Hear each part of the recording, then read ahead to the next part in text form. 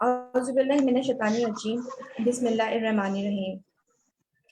उम्मीद है आप सब लोग अपने घर वालों के साथ, अपने प्यार करने वालों के साथ खैर खैरियत और महफूज होंगे।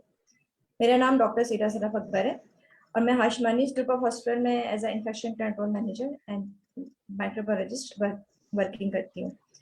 हाशमानीज़ ग्रुप ऑफ हॉस्पिटल्स के तहत के प्लेटफॉर्म से हम लोग आजकल आप लोग के लिए डिफरेंट टॉपिक्स के ऊपर जो है वेबिनार्स कर रहे हैं, जिसमें स्पेशली कोविड-19 के हवाले से भी हमने वो जो है उसके मुख्तलिफ मौज़ूआत को लेकर हमने डिस्कस किया, जिसमें हाइपरटेंशन के हवाले से, डायबिटिक पेशेंट के हवाले से, वैक्सीनेशन के हवाले से। तो आज का जो हमारा टॉपिक है या आज जो हम वेबिनार लेकर आए वो भी थोड़ा सा हमारा जो है मुख्तलिफ किस्म की वैक्सीनेशन या जो है इम्यूनाइजेशन के हवाले से, जिसका टॉपिक है हमारे पास childhood immunisation, protect your children. ये चाइल्डहुड इम्यूनाइजेशन क्यों ज़रूरी है? हमें से बहुत सारे लोगों को या बहुत सारे पेरेंट्स को इस चीज़ पर होता है कि हम बच्चों को इम्यूनाइजेशन क्यों करवानी चाहिए और कौन सी एज में आपको जो है किस टाइप की जो है इम्यूनाइजेशन ज़रूरी होती है, और फिर जो है इम्यूनाइजेशन का फ़ायदा क्या होता है, क्यों हमें जो है इम्यूनाइजेशन करवानी चाहिए, ये और फिर ये कि इसका जो है इसका जो है वो मैकेनिज्म क्या होता है। एक ये भी बहुत ज्यादा इंपॉर्टेंट होता है कि लोगों के जहन में ये बात होती है कि जो हम वैक्सीनेशन बच्चों को करवा रहे हैं उसका फायदा क्या है और उसका जो है रूट क्या है, उसका मैकेनिज्म क्या है, वो किस तरीके से जो है बच्चों पे या फिर बड़ों पे असर अंदाज होती है। आज जो हमारे साथ इस टॉपिक पर बात करने के लिए हम जो हमारे पैनलिस्ट मौजूद हैं, का नाम है doctor Khalid Shafi, secretary general, he is a secretary general Pakistan paediatric association, associate professor डॉ यूनिवर्सिटी ऑफ हेल्थ साइंसेस। अस्सलाम वालेकुम सर, कैसे हैं सर आप? जनाब वालेकुम सलाम जी, खैरियत से जनाब। सर आज का जो हमारा ये टॉपिक है जैसे childhood immunisation, protect your children, तो उसमें जो है हम ये आज थोड़ा सा डिस्कस करेंगे आपके साथ कि इम्यूनाइजेशन, फर्स्ट ऑफ ऑल तो हमारे लोगों को ये बात बताए कि इम्यूनाइजेशन होती क्या है और ये इम्यूनाइजेशन का जो है इम्पोर्टेंस क्या होती है, और ये सिर्फ जो है सिर्फ ये हमारे बच्चों के लिए ही जरूरी होती है या बड़ों को भी जो है इसकी जो है हमारे पास वैक्सीनेशन की एक इफादियत है, इम्पोर्टेंस है। तो आज थोड़ा हमारा जो है ये क्वेश्चन आंसर टाइप का जो है सेशन है, और जो लोग हमें हाशमानीज़ ग्रुप ऑफ हॉस्पिटल्स के फेसबुक पेज से लाइव सुन रहे हैं, हमें देख रहे हैं, उनसे भी रिक्वेस्ट है कि अगर उनके जहन में इम्यूनाइजेशन के हवाले से, वैक्सीनेशन के हवाले से कोई अगर सवालात हैं, जो हमारे आज के जो मेहमान है डॉक्टर खालिद शफी, उनसे अगर पूछना चाहें, डिस्कस करना चाहें, तो ये ओपन टू ऑल फोरम है। आप हमसे जो है वहाँ पर कमेंट्स में क्वेश्चंस पूछिए, तो हम आपको जो है उन तमाम सवालों के जवाब देंगे। सर पहला सवाल तो मेरा आपसे यही है कि इम्यूनाइजेशन या वैक्सीनेशन का मतलब क्या होता है और इसका जो है क्या अहमियत है, और ये सिर्फ बच्चों के लिए ही जरूरी है या इसकी अफादियत बड़ों के लिए भी है? जी शुक्रिया जी। एक तो बहुत अच्छा मौजू आपने चुना है, और दूसरा ये कि हम सारा दिन जो सोशल मीडिया या दूसरे मीडिया को यूज करते हैं अपनी एंटरटेनमेंट के लिए, तो थोड़ा सा उसमें अवेयरनेस का भी अगर आ जाए पहलू, तो हमारी जो सेहत जो है ना, हमारे बच्चों की बहुत बेहतर हो जाएगी। क्योंकि डॉक्टर के पास तो हम जब जाते हैं कि जब हमें बीमारी का इलाज करना है, असल जो हमारा को तरीकाकार है कि हमें बीमार होने से बचना है। तो उसके लिए जरूरी है कि हम अवेयरनेस सेशन करें और अपनी जो बातें हमारी समझ में नहीं आती या जो हमें कंफ्यूजन है उनको दूर करें। तो अब इसमें इम्यूनाइजेशन का जो सवाल किया आपने, तो मैं पहले बता दूं कि जो बीमारियां होती है ना, होती है, एक बीमारियां वो होती हैं जो जरासीम से होती हैं, जिसको इन्फेक्शियस डिजीज कहते हैं, और दूसरी किस्म की बीमारियां होती हैं कि जिनकी वजह कुछ और होती है, जैसे कि चोट लग जाए, किसी को एक्सीडेंट हो जाए, या ब्लड प्रेशर है, हाइपरटेंशन है, दीगर बीमारियां हैं। तो इन्फेक्शियस और नॉन इन्फेक्शियस डिजीज दो किस्म की होती है। अब ज्यादातर जो बीमारियां या ऐसी कैफियत होती है, इनको रोकने के तरीके मुख्तलिफ होते हैं। रोकी दोनों जा सकती हैं, किसी हद तक एक्सीडेंट्स को भी रोक सकते हैं आप, ब्लड प्रेशर को भी रोक सकते हैं, डायबिटीज को भी कंट्रोल में कर सकते हैं, इवन कैंसर से बचाव के भी तरीके मौजूद हैं एक लिमिट तक। लेकिन जो इन्फेक्शियस डिजीज हैं, जो जरासीम से फैलती हैं, इनको रोकना बहरहाल बहुत जरूरी भी होता है, निस्बतन आसान भी होता है मोस्ट ऑफ द टाइम। तो इन्फेक्शियस डिजीज या जरासीम से बीमारियां जो फैलती हैं उनको रोकने के दुनिया में दो तरीके हैं। एक तरीका जो सबसे बेहतरीन तरीका जो साबित हुआ है, जिससे दुनिया तरक्की करके कहीं से कहीं पहुंच गई है, वो है सेफ वाटर। आधी से ज्यादा बीमारियां जो जरासीम से फैलती हैं वो पानी के जरिए फैलती हैं, जैसे डायरिया है या टाइफाइड है, हेपेटाइटिस है, मलेरिया भी है। फैलती बीमारी मलेरिया पानी की पीने से, गंदा पानी पीने से, गंदा पानी के जमा होने से फैलती हैं। सेफ वाटर जो है पहली चीज होती है जरासीम से बीमारियों से बचाने की, और ये दुनिया ने सबसे ज्यादा जाने सेफ वाटर ने बचाएंगे। दूसरी चीज जो है वो है वैक्सीनेशन, यानी हिफाजती टीके। हर बीमारी के हिफाजती टीके अभी नहीं बने या साइंसदान बना नहीं सके हैं। इसका अंदाजा तो आपको हो गया होगा कोविड में इसमें कि 1 साल से ज्यादा अरसा लगा वैक्सीन बनाने में, लेकिन बहुत सारी बीमारियां ऐसी हैं कि जिनके हिफाजती टीके बन गए हैं। जो हिफाजती टीकों के जरिए बीमारी को रोका जाता है उस अमल को इम्यूनाइजेशन या वैक्सीनेशन कहते हैं। वैक्सीन कहते हैं वो चीज को जिसको इस्तेमाल किया जाता है, इस प्रोसेस को वैक्सीनेशन या इम्यूनाइजेशन कहते हैं। बेसिक इसकी ये होती है कि जब इंसान बीमार होता है तो इंसान का जिस्म जो है उस बीमारी के जरासीम उस पर हमलावर होते हैं और इंसान उससे बचने की कोशिश करता है। इंसान का जिस्म या मुदाफती निजाम, अल्लाह ने हमारे जिस्म में बहुत मुदाफती निजाम बनाया है। हमारे चारों तरफ जरासीम ही जरासीम है, लेकिन हम फिर भी जिंदा रहते हैं, बड़े होते हैं, कभी बीमार हो जाते हैं, बीमार भी हो जाए तो ठीक हो जाते हैं।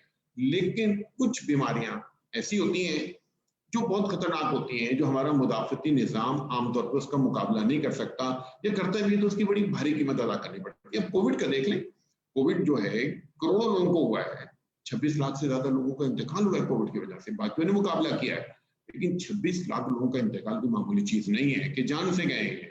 इस तरह बहुत सारी बीमारियां और हैं जो इंसान को इंतहाई, जिसे कहते हैं ना कि मुश्किल में डालती हैं, जान भी खतरे में डालती हैं। तो इन बीमारियों से बचाव के साइंसदानों ने शुरू से कोशिश करते रहे कि टीके बनाए जाएं। इन्हीं जरासीम को जो इंसान में बीमार करने के लिए जाते हैं तो लेबोरेटरी में ऐसे चेंज किया जाता है कि ये इंसान को बीमार तो नहीं कर सकते, लेकिन इंसान का मुदाफती निजाम एक्टिवेट कर देते हैं। तो इंसान जरासीम को पहचान लेता है, इंसान के जो बॉडी का अलर्ट सिस्टम है, और वो जैसे ही जरासीम दोबारा कभी हमलावर हो तो उनको उसी वक्त जो है ना उनका खात्मा कर देता है। ये है बेसिक इम्यूनाइजेशन की या वैक्सीनेशन की। अब हर बीमारी के हिफाजती टीके नहीं बने हैं, तकरीबन 100 के करीब बीमारियां हैं जिनके हिफाजती टीके बने हैं, लेकिन आमतौर पर जो बीमारियां बहुत कॉमन है वो 30 से 40 हैं जिनके हिफाजती टीके हैं। अब दूसरा जो आपने बात की थी कि हिफाजती टीके क्या बच्चों को अलावा बड़ों को भी लग सकते हैं? बिल्कुल जी, बड़ों को भी लग सकते हैं, बच्चों को भी लग सकते हैं। आमतौर पर जो जोर दिया जाता है वो बच्चों के हिफाजती टीकों पर ज्यादा दिया जाता है। उसकी वजह यह है कि बच्चे जो हैं उनका मुदाफती निजाम कमजोर होता है, और जो जरासीम वाली बीमारियां, इन्फेक्शियस डिजीज, वो आमतौर पर शुरू की उम्र में ज्यादा होती हैं या जब आदमी का बढ़ापा होता है, उम्र ज्यादा होती है जब होती है। दोनों सूरतों में जब इंसान का मुदाफती निजाम कमजोर होता है, लेकिन उन्हें कोई किसी को भी हो सकती है। चूंकि इस वक्त वसाइल बहुत ज्यादा नहीं होते हैं, तो सारी कोशिश होती है कि जिन लोगों को ये ज्यादा अफेक्ट करती हैं, जिनमें ज्यादा खतरा होता है, जो इनका मुकाबला नहीं कर सकते, तो उनको पहले टीके लगाए जाए। इसलिए हिफाजती टीकों का जो प्रोग्राम है वो ज्यादातर बच्चों के लिए होता है। लेकिन हमने जैसे कोविड में देख लिया कि कोविड एक ऐसी बीमारी थी कि जो बड़ों को ज्यादा मुतासिर कर रही थी, तो पहले बड़ों को टीके लगाए गए। अब इसके बाद बच्चों को भी टीके लगेंगे। सबसे पहले जो लेबोरेटरी में या इसके बाद जो ट्रायल हुए हैं बड़ों पे किए गए कि बड़े ज्यादा खतरे में थे, अडल्ट। अब इसके बाद बच्चों पे भी इसकी वैक्सीन के जो सेफ्टी देखी जा रही है, और इंशाल्लाह कुछ हफ्ते में बच्चों के लिए वैक्सीन अवेलेबल हो जाएगी। जो इस वक्त हिफाजती टीके कोविड के अलावा मौजूद हैं वो ज्यादातर बच्चों की बीमारियों के लिए है। जी जी डॉक्टर सदफ।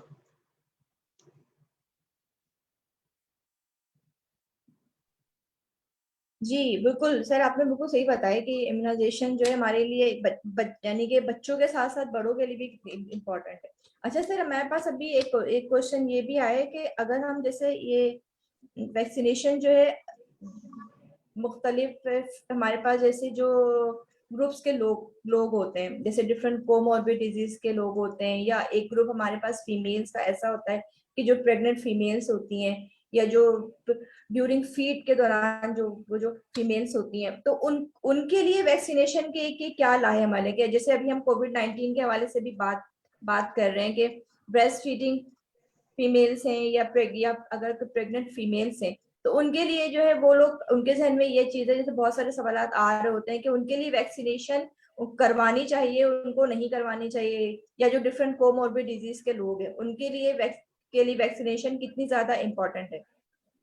अच्छा जी, बहुत ही अच्छा सवाल है। देखिए जी, कोई भी जब मेडिसिन बनती है या वैक्सीन बनती है ना, सबसे पहले जो सेहतमंद लोग होते हैं उन पर इनके ट्रायल होते हैं। सारी बात है कि आसमान से तो नहीं चीजें उतरती, इंसान जो खुद चीजें बनाता है तो उनको तजर्बा कहें या एक्सपेरिमेंट कहें, इनको हम कहते हैं ट्रायल।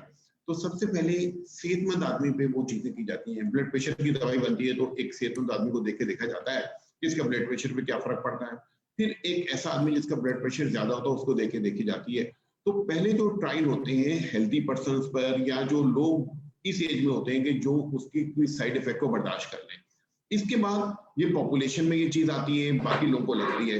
हर दवाई कुछ कंडीशन ऐसी होती हैं जिसके लिए आमतौर पर जब उसकी रिकमेंडेशन सेफ्टी स्टेब्लिश हो जाती है तो वो फिर उसको स्पेसिफिकली टेस्ट किया जाता है प्रेगनेंसी में, दूध पिलाने वाली माओ में और छोटे बच्चों में। इसके बाद उसको सेफ डिक्लेयर किया जाता है। तो हर दवाई के लिए अलहदा है ये चीज। कोई बुखार की दवाइयां हैं वो प्रेगनेंसी में खा सकते हैं, कुछ दवाइयां ऐसी जो प्रेगनेंसी में नहीं खा सकते हैं। कोविड की जो वैक्सीन है ये चूंकि बहुत जल्दी में बनानी पड़ी तो सबसे पहले इसको ट्रायल किया गया अडल्ट पॉपुलेशन में, बच्चों में ट्रायल नहीं किया गया।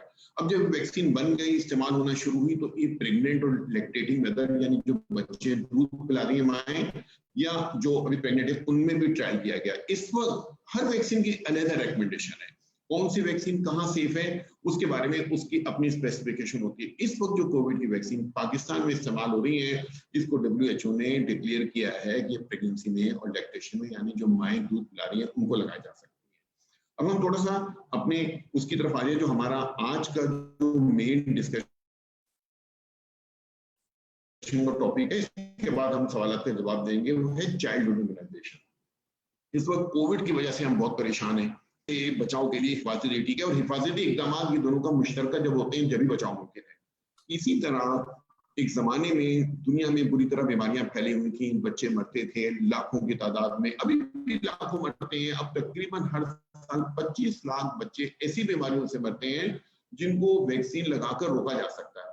और बदकिस्मती से पाकिस्तान दुनिया में 140-50 मुल्क हैं, लेकिन इन 25 लाख बच्चों में से 3 लाख बच्चे पाकिस्तान के अंदर हैं जिनका इंतकाल होता है हर साल ऐसी बीमारियों से जिनकी हम वैक्सीन लगा के रोक सकते हैं।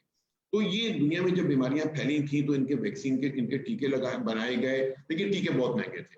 और वो जैसे कोविड की वैक्सीन है, हर आदमी नहीं खरीद सकता, उस जमाने में टीके से भी महंगे थे। तो WHO ने एक प्रोग्राम बनाया जिसका नाम था EPI प्रोग्राम।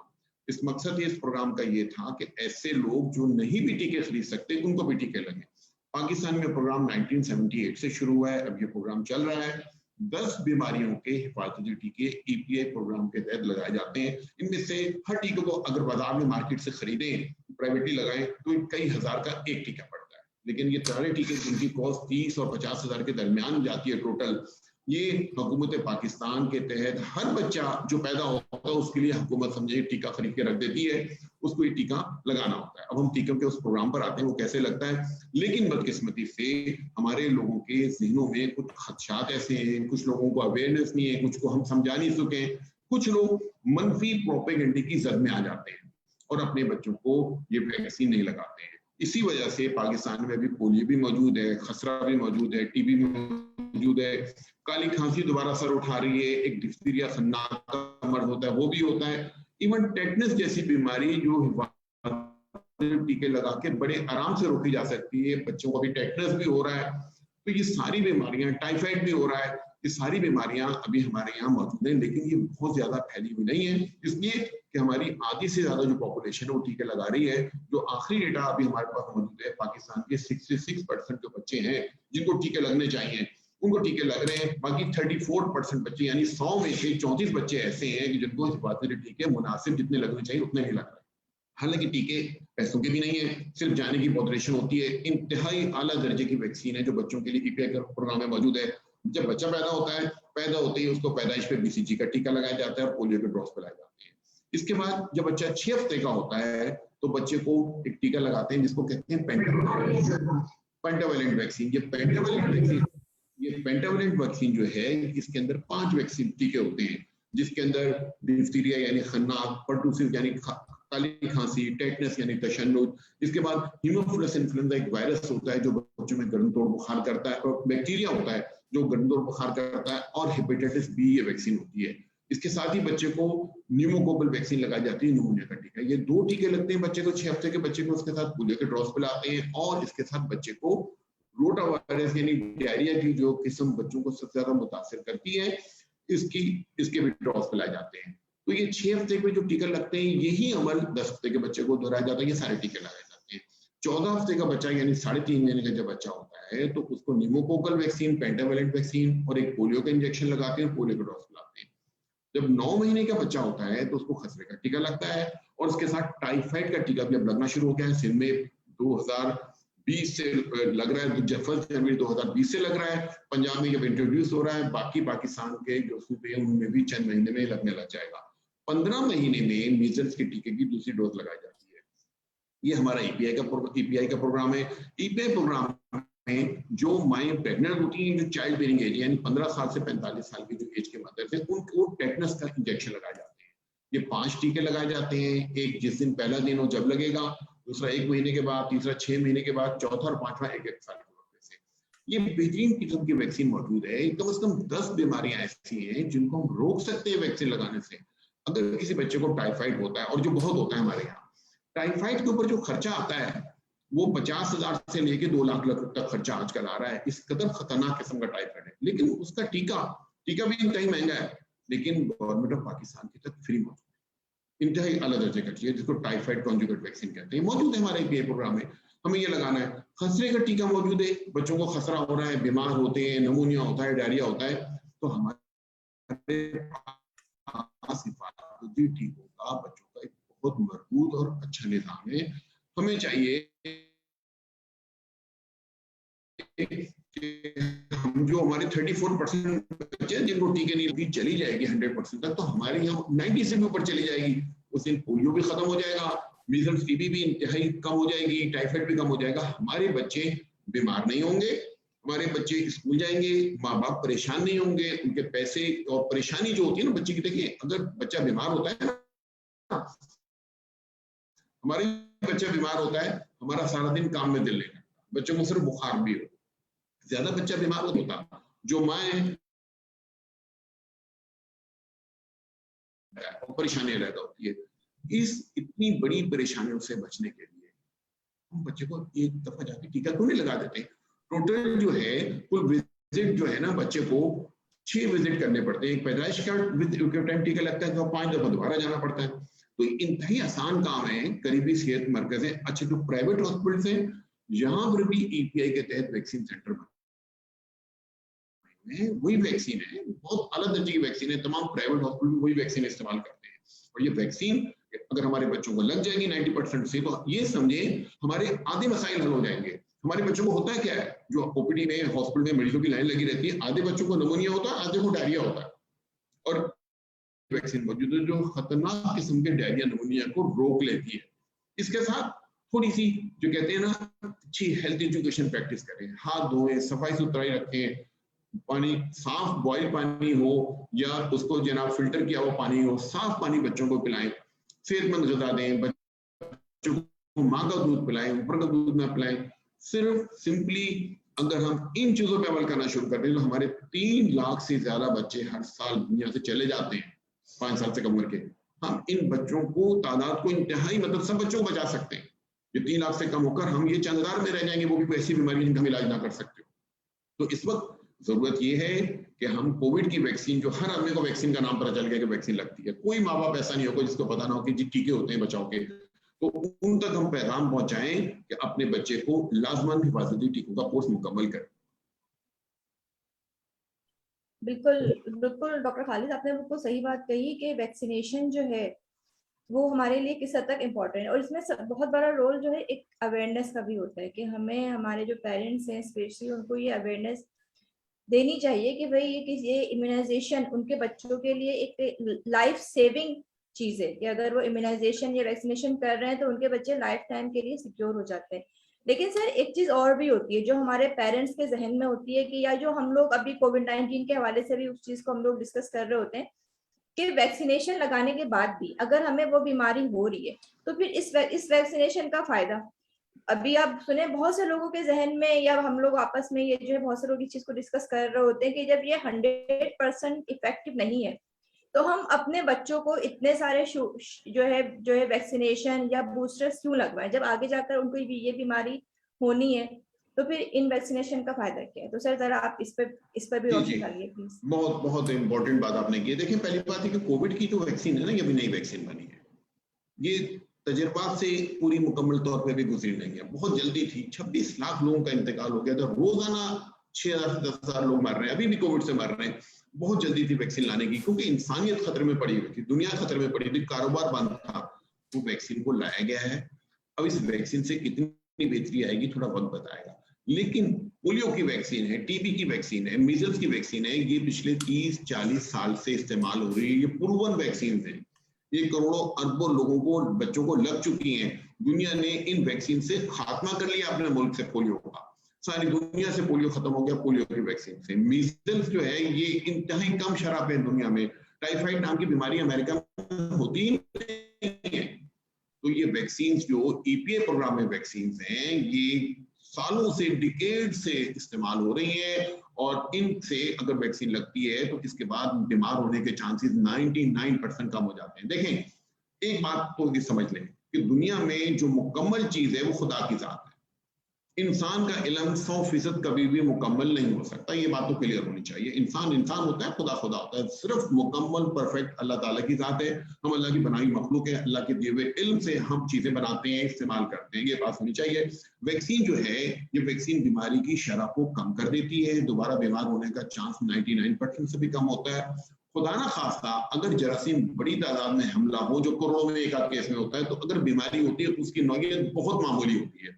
इसलिए ये कहना कि वैक्सीन लगने के बाद भी बीमारी होने का चांस है तो मैं वैक्सीन क्यों लगाऊं। देखिए, ये चीज कोविड के लिए है कि कोविड की बीमारी अभी हमारे चारों तरफ फैली हुई है, नई बीमारी है। इसलिए कहा जा रहा है कि वैक्सीन भी लगाएं, एसओपीज का भी इस्तेमाल जारी रखें। प्रूवन है उनकी एफिकेसी या फादियत जो है, आपका बच्चा बीमार होगा। हाँ, करोड़ों में कई मिलती जुलती, लेकिन हरगिज ऐसी बात नहीं है कि जी हम टीका लगाएं जब भी बीमार होगा, ये कोई बात ऐसी नहीं है। टीका लगेगा, इंशाल्लाह आपका बच्चा बीमारी से महफूज रहेगा। बिल्कुल। अच्छा सर, एक सवाल और ये मेरे पास है कि जी जो हम बच्चों को ये इम्यूनाइजेशन या वैक्सीनेशन करवाते हैं तो उसके साइड इफेक्ट्स कौन कौन से ऐसे ऐसे हो सकते हैं कि फिर अगर वैक्सीनेशन अपने बच्चों को जो पेरेंट्स करवा रहे हैं, ताकि उनके इल्म में ये बात हो कि आफ्टर वैक्सीनेशन ये कुछ टाइम्स के लिए ये साइड इफेक्ट्स हो सकते हैं, ताकि फिर उनको आगे जाकर जो है वो जो है प्रॉब्लम में ना आए कि भाई ये बच्चों को जो है क्या मसले मसाइल शुरू हो गए। तो इस बारे में आप क्या कहेंगे कि साइड इफेक्ट्स कौन कौन से हो सकते हैं, वो चाहे हम ईपीआई की जो एक लिस्ट है उसके तहत अगर हम करवा रहे हैं, या अगर हम कोई और अगर वैक्सीनेशन इस्तेमाल कर रहे हैं। डॉक्टर, थोड़ा सा कनेक्शन ऐसा था, आपकी जरा सवाल को दोहराइएगा। जी डॉक्टर खालिद, मैं ये पूछ रही थी कि को जैसे, रिपीट कीजिएगा। जी अब आपको मेरी आवाज क्लियर आ रही है? जी कहिए। जी हाँ जी। जी, जैसे बहुत से लोगों के जहन में बहुत से लोगों के जहन में ये सवालात होते हैं, इवन के जो पेरेंट्स के जहन में, कि अगर वो बच्चों को इम्यूनाइजेशन या वैक्सीनेशन करवा रहे हैं तो उसके कोई साइड इफेक्ट्स होते हैं कि बच्चों को फीवर हो रहा है, नजला, खांसी, बुखार, इस तरह के कोई अगर साइड इफेक्ट्स बाद में नजर आ रहे हैं जो 1 से 2 हफ्ते तक जो है वो जो रहते हैं, तो फिर उसके बाद उनको क्या चीज करना चाहिए कि उसमें ज्यादा जो है परेशानी वाली बात है, या फिर वो आस्ता आस्ता करके खुद ही जो है बच्चे मैं सेट हो जाते हैं? आवाज थोड़ी सी डिस्टर्ब हो रही है जो जी ठीक है जी। देखिए जी, वैक्सीन जब भी कोई इस्तेमाल की जाती है तो उसके साइड इफेक्ट जो है ना वो अच्छी तरह से स्टडी किए जाते हैं, क्योंकि वैक्सीन एक दवाई है, जाहिर सी बात है, कोई साइड इफेक्ट हो सकते हैं। हम बहुत सारी बीमारियों की दवाई खाते हैं, किसी के खाने से हमें थोड़े लूज मोशन होने शुरू हो जाते हैं या इसके में दर्द होता है, तो वैक्सीन के भी साइड इफेक्ट इफेक्ट्स होते हैं, लेकिन वो साइड इफेक्ट क्या है कि साइड इफेक्ट तकलीफ देना, और यूजुअली अगर साइड इफेक्ट हर वैक्सीन के नहीं होते, कुछ वैक्सीन के तो कोई साइड इफेक्ट नहीं है, जैसे पोलियो के कतरे हैं, इसके कोई साइड इफेक्ट नहीं है। लेकिन जो पेंटावैलेंट वैक्सीन है, तो पेंटावैलेंट वैक्सीन लगने से कुछ बच्चों में हल्का सा बुखार हो जाता है, टीके की जगह पे जरा सी सूजन हो जाती है, जो 48 घंटे में खुद ही ठीक हो जाती है, ज्यादा उसके साथ बुखार का शरबत देना पड़ता है या वहां इसकी शिकायत करनी पड़ती है। तो वैक्सीन के जो साइड इफेक्ट्स है ना, जो ईपीए प्रोग्राम में वैक्सीन हैं, ये बिल्कुल इनकी सेफ्टी एस्टेब्लिश है और इनके कोई ऐसे साइड इफेक्ट नहीं होते जो परेशान करो। जब भी वैक्सीन लगाई जाती है, माँ बाप को बताया जाता है कि इससे कभी कभी 100 में से 1-2 बच्चों को हल्का फुल्का बुखार हो सकता है, बुखार का शरबत दे दें, सूजन हो जाए तो बर्फ से उसकी टिकोर करें। अब ये बात है कि जो वैक्सीन लगाने का तरीका सही होना चाहिए, वैक्सीन को सही रखा होना चाहिए, और जो उसकी इंडिकेशन है या एज है उस हिसाब से लगाना चाहिए। जाहिर सी बात है, किसी भी चीज का इस्तेमाल उसके तरीके से किया जाएगा तो सही नतीजा आएगा ना। उसका इस्तेमाल का तरीका, सिरिंज उसकी सही होनी चाहिए। जो ईपीआई प्रोग्राम में वैक्सीन इस्तेमाल होती है, उनकी सिरिंज ऐसी होती है कि वो एक दफा इस्तेमाल के बाद लॉक हो जाती है, उसको दोबारा इस्तेमाल नहीं किया जा सकता। इसी तरह वैक्सीन लगाने की तरबियत दी जाती है, तो इन वैक्सीन से साइड इफेक्ट्स तकरीबन ना होने के बराबर, अगर होते भी हैं तो इंतहाई मामूली होते हैं, जो हरगिज परेशान को नहीं होते। बिल्कुल, कितनी ज्यादा इसकी ये इम्पोर्टेंट है इम्यूनाइजेशन की या वैक्सीनेशन की वजह से। अच्छा सर, एक और सवाल भी हम लोगों के जहन में मन होता है कि जो हम वैक्सीनेशन या इम्यूनाइजेशन करवाते हैं, तो उसकी उसकी इम्यूनिटी कितने, उसकी जो है उसकी लाइफ पीरियड क्या होता है, और वो किस हद तक जो है वो लास्ट करती है?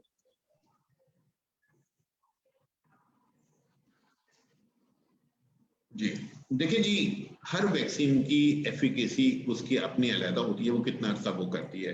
जैसे मैंने बताया था कि के जो टीके माओ को लगाए जाते हैं या प्रेग्नेंट लेडीज को 4 के 5 टीके लगते हैं, लाइफ लॉन्ग इम्यूनिटी होती है टेटनस की। इसी तरह जब बच्चों को हम वैक्सीन लगाते हैं, जो बीसीजी का टीका लगाते हैं, तो बच्चों को ये बीमारियां होती हैं बचपन की एज, 5 साल 10 साल 15 साल के मैंने, उस दौरान बच्चों में ये जो वैक्सीन है ये इफेक्टिव रहती है। इसके बाद इस वैक्सीन के बूस्टर भी लगते हैं। जैसे अगर किसी को टेटनस का चोट लग जाती है, बच्चे को 6 साल 4 साल 6 साल का बच्चा है, अगर उसको टीके जो इब्तदाई टीके लगे हुए हैं, तो उसको एक टेटनस का टीका दोबारा लगा दिया जाता है, कुछ अर्सा अगर गुजर जाता है। अच्छा, अभी तक तो हमने बात की थी ईपीआई वैक्सीन की। हमारी हुकूमत के वसाइल जो हैं ये महदूद हैं, लेकिन इसके बावजूद हुकूमत ने, यानी हम लाख बुराई हुकूमत की करते हैं, बच्चों के बारे में हमारी हुकूमत ने बेहतरीन वैक्सीन खरीद की जो इंतहाई महंगी है। अब देखिए, एक बच्चे पे हुकूमत 30 से 40 हजार रुपए की वैक्सीन खरीद के आपको दे रही है, इतनी कुर्बानी दे रही है। हम इतनी तकलीफ भी नहीं कर रहे, आप जाके अपने बच्चे को वैक्सीन लगवा लें, अपना आधा घंटा भी नहीं लगा रहे। इन वैक्सीन के अलावा मजीद वैक्सीन भी होती हैं जो फिलवक्त अवेलेबल है पैसों की मार्केट में, जिसको प्राइवेट वैक्सीनेशन कहते हैं। बड़ी उम्दा वैक्सीन हैं। हम ये कोशिश कर रही है हमारी पाकिस्तान पीडियाट्रिक एसोसिएशन कि ज्यादा से ज्यादा vaccine free of cost EPI program के अंदर आ जाए। लेकिन जो माँ बाप अफोर्ड कर सकते हैं, उनको चाहिए कि ईपीआई की वैक्सीन भी लगाएं। इसके बाद और वैक्सीन है, जैसे टाइफाइड की वैक्सीन पहले ईपीआई प्रोग्राम में शामिल नहीं थी, अब शामिल हो गई है। हेपेटाइटिस ए की वैक्सीन जो है ना, ये ईपीआई प्रोग्राम में शामिल नहीं है। इसी तरह 1.5 साल और 4.5 साल पर डीपीटी का बूस्टर लगता है, वो इस प्रोग्राम में अभी शामिल नहीं है।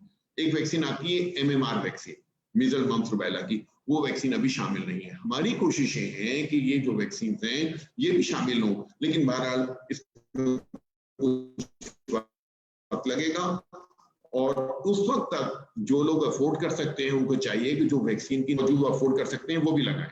और जो लोग मतलब अभी फिलहाल कोई फाइनेंशियल कोई सिचुएशन ऐसी है, तो ये गवर्नमेंट की वैक्सीन तो 100% लगाएं, ताकि उनके बच्चे इन बीमारियों से महफूज रहें।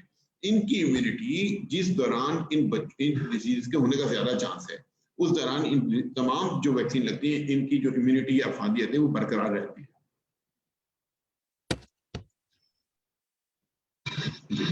बिल्कुल।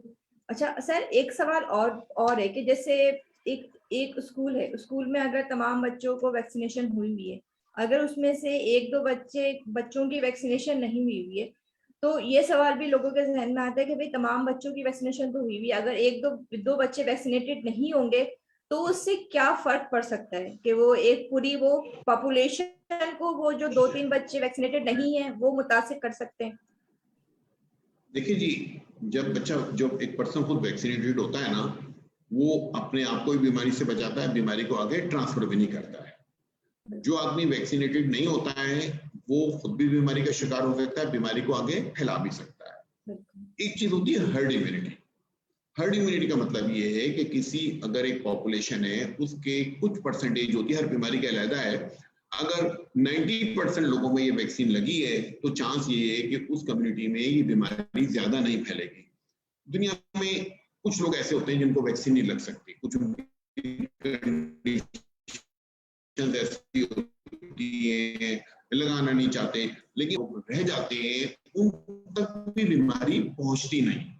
एक बात तो ये हो गई। तो एक आध बच्चा अगर वैक्सीनेटेड नहीं है तो बाकी बच्चों को वैक्सीन लगी तो महफूज है। लेकिन बात ये है कि बच्चे के मामले में क्या, मतलब ये नहीं है कि बच्चे को हम क्लास से निकाल दें, हमें चाहिए कि उस बच्चे की वैक्सीनेशन का कोर्स पूरा कराए। कितनी भी उम्र बच्चे की, उसको वैक्सीनेशन के कोर्स को पूरा करने के तरीके होते हैं और उनको वैक्सीन दी जा सकती है। तो ये बात है कि अगर कोई अनवैक्सीनेटेड स्कूल में उस क्लास में फैलने के चांसेस बहुत कम है, लेकिन इसका ये मतलब नहीं कि जो अनवैक्सीनेटेड है वो वैसे ही बैठा है। जी बिल्कुल सर, एक चीज और भी बता दें कि अभी जैसे हम डिस्कस कर रहे थे ईपीआई प्रोग्राम्स के हवाले से ना, तो ये ईपीआई प्रोग्राम के तहत ये जो वैक्सीनेशन हो रही है, ये जो वैक्सीनेशन का जो प्रोग्राम चल रहा है, तो कहाँ से जो है ये वैक्सीनेशन अवेलेबल है कि जो है ये पेरेंट्स बिल्कुल इजीली जाकर अपने बच्चों को जो है वैक्सीनेटेड करवा सकते हैं?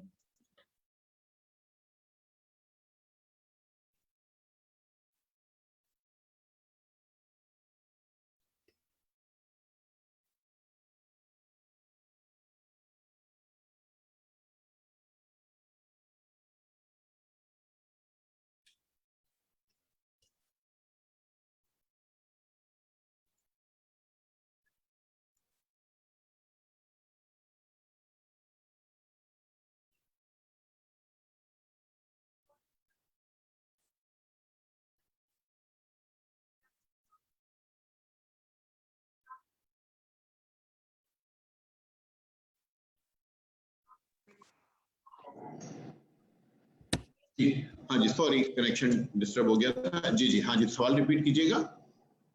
सर मैं पूछ रही थी कि जैसे अभी हम ईपीआई प्रोग्राम को डिस्कस कर रहे थे कि ईपीआई प्रोग्राम के तहत वैक्सीनेशन हो रही है या पेरेंट्स अपने बच्चों को वैक्सीनेटेड करवा सकते हैं, तो ऐसे कौन कौन सी जगह हैं या सेंटर्स हैं जहां पर जो है हम ये पेरेंट्स अपने बच्चों को लेकर जा सकते हैं और ईपीआई प्रोग्राम के तहत एक कंप्लीट पैकेज के तहत अपने बच्चों को वैक्सीनेटेड करवा सकते हैं? देखिए जी, जितने भी गवर्नमेंट के हॉस्पिटल्स हैं, जितनी की भी गवर्नमेंट की डिस्पेंसरीज हैं पूरे पाकिस्तान में, कराची से लेके पेशावर तक, लंडी कोतल तक, जैकोबाबाद तक, कोई जगह ऐसी नहीं है कि जहां पर ईपीआई का वैक्सीन सेंटर नहीं हो। तमाम जगह ईपीआई के वैक्सीन सेंटर्स हैं। तमाम बड़े प्राइवेट हॉस्पिटल्स में हैं, बल्कि बड़े के दरमियाने जो हॉस्पिटल भी हैं प्राइवेट, वहां पर भी ईपीआई ने अपना वैक्सीन सेंटर खोला हुआ है।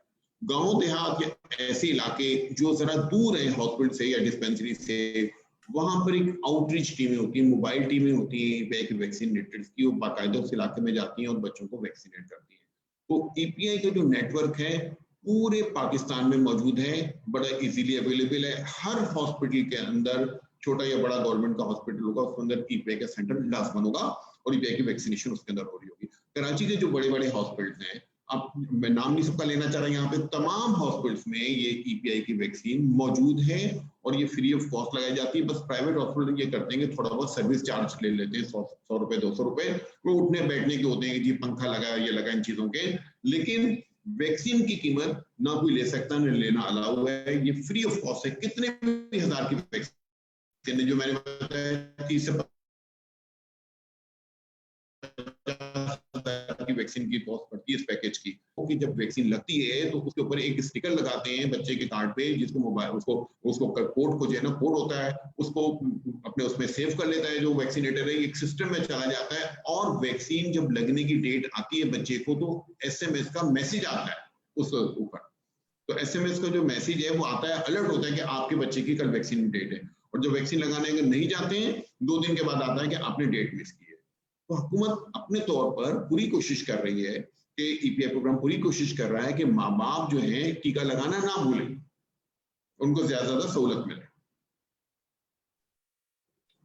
जी बिल्कुल सर, आपने जी बिल्कुल डॉक्टर। सही बात की कि कहाँ किन किन प्लेसेस पर जो है हमारे पास वैक्सीनेशन के जो है सेंटर्स मौजूद हैं। तो पेरेंट्स को चाहिए कि वो एज सुन एज पॉसिबल अपने बच्चों को ये पूरे ईपीआई के प्रोग्राम के तहत जो एक अभी कंपेन भी चल रही है ईपीआई के तहत, तो उसमें अपने बच्चों को जो है वैक्सीनेशन लाजमी करवाएं। अच्छा सर, एक चीज और भी मुझे आपसे ये पूछनी थी कि अभी जैसे हम वैक्सीनेशन के स्पेशली बच्चों की वैक्सीनेशन के हवाले से जब बात करते हैं, तो अभी हम कोविड-19 में जो है अभी हम ये जो कोरोना वायरस से जो बचाव की हमारे पास वैक्सीनेशन है, उसमें अभी उन ग्रुप्स में जो है बच्चे हमारे पास अभी एडप्ट नहीं है। तो अभी उन पर जो है रिसर्च हो रही है कि कुछ टाइम बाद जो है हम ये वाली वैक्सीन को बच्चों के लिए जी भी जो है इस्तेमाल कर सकेंगे। अभी तक जो है ना 18 एज से ज्यादा लोग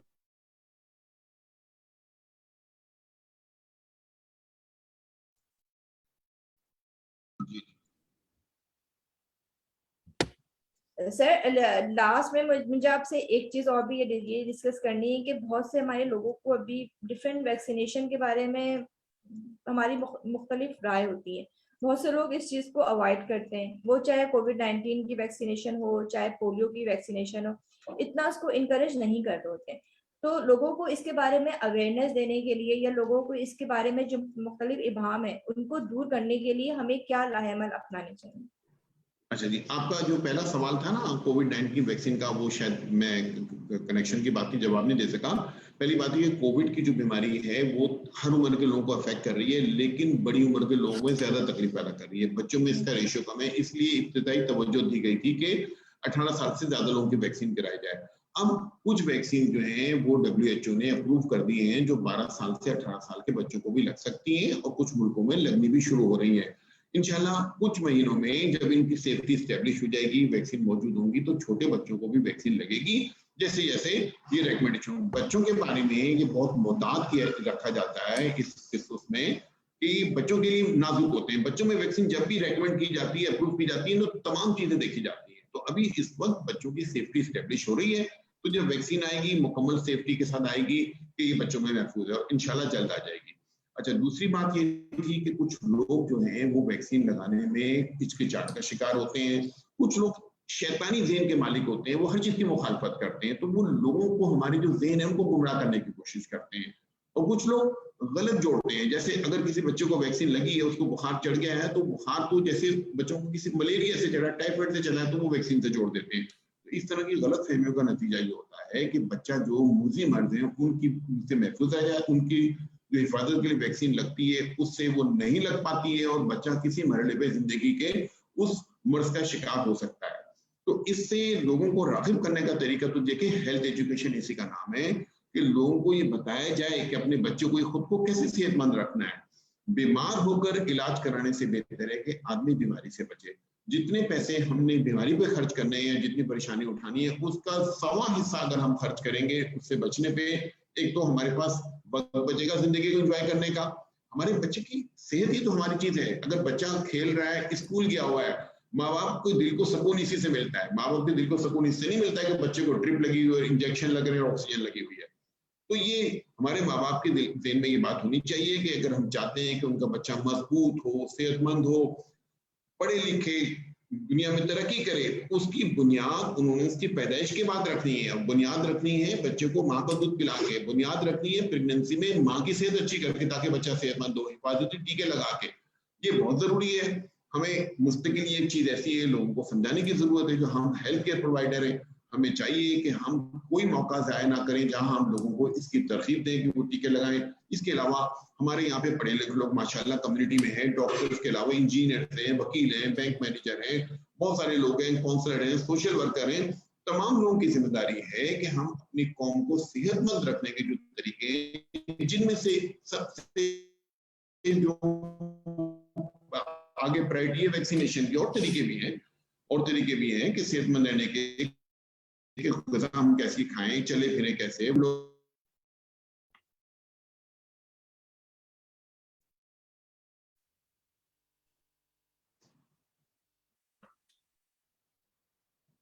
जी डॉक्टर। जी, thank you so much sir.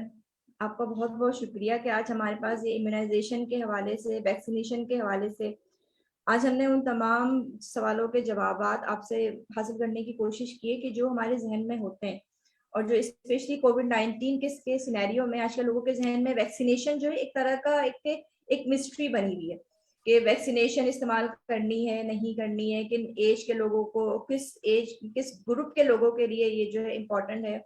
तो आज मुझे उम्मीद है कि बहुत सारे लोगों को जो है उनके सवालों के जवाब मिले होंगे। आपका बेहद शुक्रिया कि आपने अपना इतना हमें अपना कीमती टाइम दिया, और जो लोग हमें हमारे हाशमानी ग्रुप ऑफ हॉस्पिटल के पेजेस से सुन रहे हैं और देख रहे हैं, उन सब लोगों का भी बेहद शुक्रिया कि उन्होंने हमें इस प्रोग्राम में जो है पार्टिसिपेट किया और अपने जो है क्वेश्चंस हमसे शेयर शेयर किए। सर, अगर आप एंड में हमें हमारे जो जो हमारे हाशमानी ग्रुप ऑफ हॉस्पिटल से के पेज से जो लोग हमें देख रहे हैं, सुन रहे हैं, अगर आप उनके लिए कोई मैसेज देना चाहें तो प्लीज।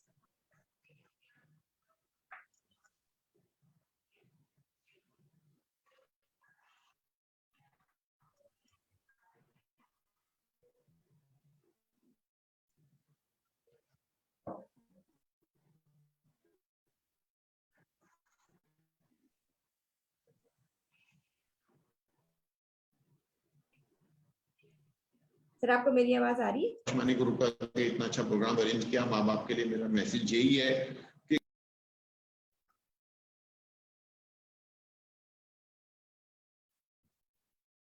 नेक्स्ट प्रोग्राम तक के लिए इजाजत दीजिए, और आपके हमें फीडबैक का इंतजार रहेगा। आप लोग हमें फीडबैक दीजिए, हमें बताइए और ऐसे कौन कौन से टॉपिक हैं जिस पर आप लोग हमें देखना चाहते हैं और सुनना चाहते हैं। जी, तो जो लोगों को हमने खुद कहा कि घरों में रहें, से एक नुकसान ये हुआ कि हमारे बच्चों की वैक्सीनेशन बुरी तरह से मुतासिर हुई। ठीक है, उस वक्त नई नई बीमारी थी, खौफ का आलम था,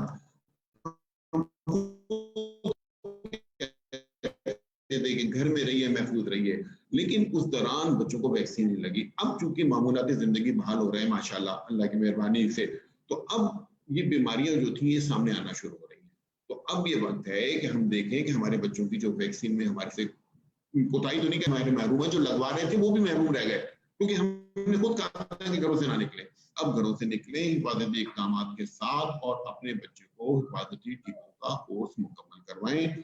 किसी सूरत में पाकिस्तान का कोई बच्चा ऐसा नहीं होना चाहिए जिसको जो टीका उसकी उम्र के लिहाज से लगना चाहिए वो उससे महरूम रहे। उस बच्चे का हक है, ये हमारे ऊपर हमारा ये फर्ज है कि हम अपने बच्चे की, जहां हम परवरिश के दीगर फर्ज अदा करते हैं, उसकी सेहत का ख्याल रखते हैं, उसको दूध पिलाते हैं, उसको खिलाते पिलाते हैं, उसके कपड़े खरीदते हैं, उसको पढ़ाते हैं, तो ये वैक्सीनेशन कराना भी इससे भी ज्यादा मुकद्दम हक है जो हमें अदा करना चाहिए।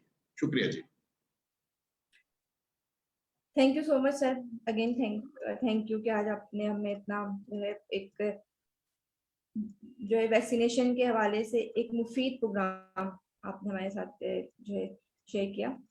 और जो लोग हमें हमारे हाशमानी हॉस्पिटल्स के फेसबुक पेज से लाइव देख रहे हैं, सुन रहे हैं, उन सब लोगों का भी बेहद शुक्रिया। आप लोग के हमें फीडबैक का इंतजार रहेगा। आप लोग हमें फीडबैक दीजिए, बताइए कि ऐसे और कौन से टॉपिक्स हैं जिन पर आप लोग हमें देखना चाहते हैं और सुनना चाहते हैं।